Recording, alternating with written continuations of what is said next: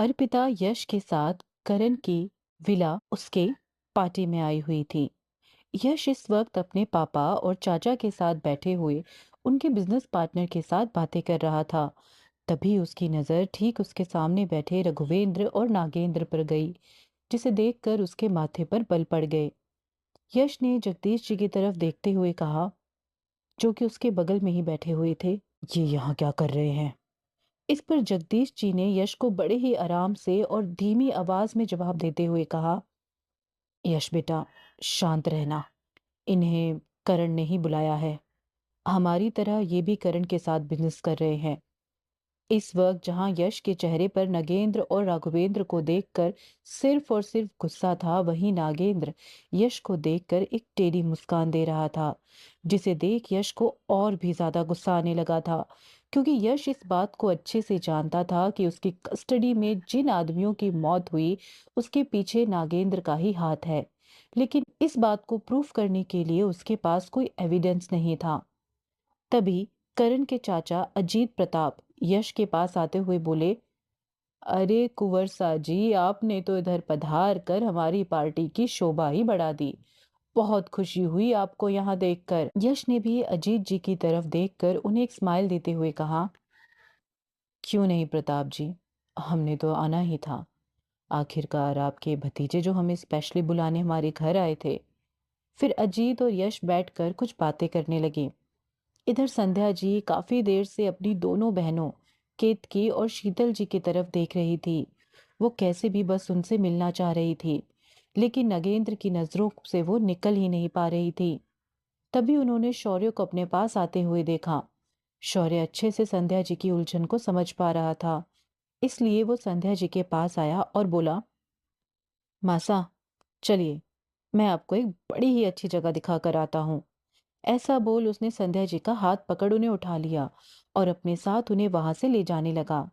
नागेंद्र ने जब संध्या जी को शौर्य के साथ जाते देखा तो उसने उन्हें कुछ भी नहीं कहा और अपने साथ खड़े एक इन्वेस्टर से बातें करने लगा। इधर शौर्य ने जाते जाते एक नजर शीतल और केतकी जी की तरफ दी। शौर्य के इशारों को वो दोनों अच्छे से समझ गईं और वो दोनों भी अपनी जगह से उठकर वहां से चल दी, और उनके साथ आंचल और अर्पिता भी। इधर एक रूम में शौर्य संध्या जी के साथ खड़ा था।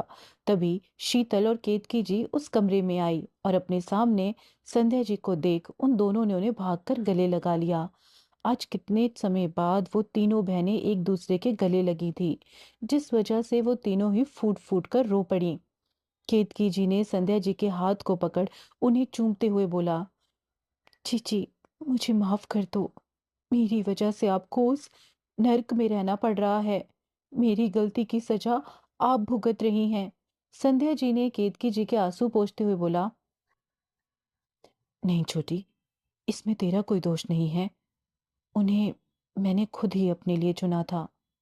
इसमें तेरी कोई गलती नहीं है। मेरी ही गलती थी जो मैं एक गलत इंसान के प्यार में पड़ पड़ गई। तभी शीतल जी संध्या जी के चेहरे पर हाथ फेरते हुए बोली, तू कैसी है बिट्टू?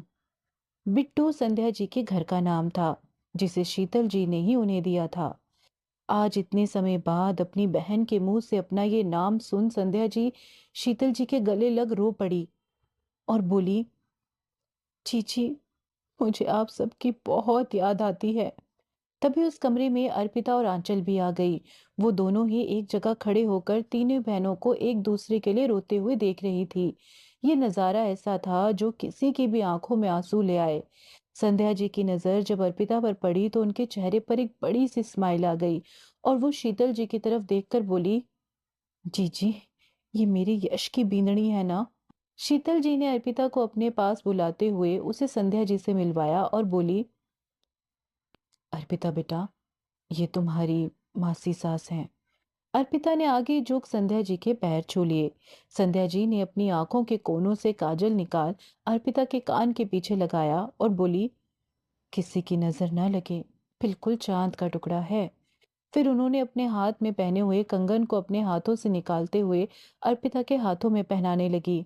अर्पिता ने एक नजर शीतल जी की तरफ देखा तो शीतल जी ने अपनी पलकों को झपकाकर अपनी सहमति दी, जिस पर अर्पिता चुपचाप खड़ी रही। संध्या जी ने अर्पिता के हाथों को पकड़ते हुए बोला, बेटा, ये मेरी तरफ से तुम्हारी शादी का गिफ्ट है। पता है, यश जब छोटा था तो वो सिर्फ मेरे ही पास रहता था। वो बस मुझे ही अपनी माँ समझता था।